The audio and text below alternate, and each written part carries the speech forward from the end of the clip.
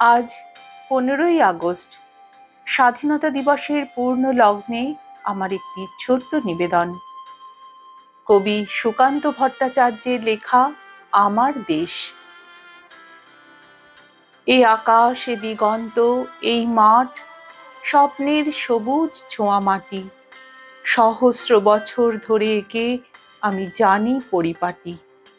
জানি এ আমার দেশ, অজস্র ঐতিহ্য দিয়ে ঘেরা। এখানে আমার রক্তে বেঁচে আছে পূর্বপুরুষেরা। যদিও দলিত দেশ, তবু মুক্তির কথা কয় কানে। যুগ যুগ আমরা যে বেঁচে থাকি পতনে উত্থানে। যে চাষি কেটেছে ধান, মাটি নিয়েছে কবর। এখানে আমার মধ্যে ভেসে আসে তাদের খবর। অদৃশ্য তাদের স্বপ্নে সমাচ্ছন্ন এ দেশের ধূলি।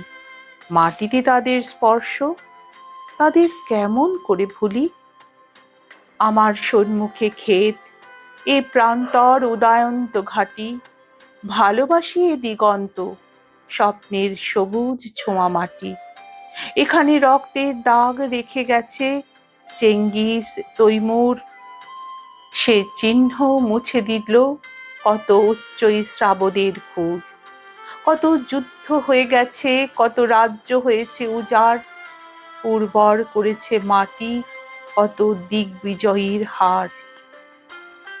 তবুও আজও এই শতাব্দী গ্রথিত হিন্দুস্থান, এরই মধ্যে আমাদের বিচলিত স্বপ্নের সন্ধান। আজন্ম দেখেছি আমি অদ্ভুত এক নতুন চোখে আমার বিশাল দেশ আসমুদ্র ভারতবর্ষকে। আমার বিশাল দেশ আসমুদ্র ভারতবর্ষকে।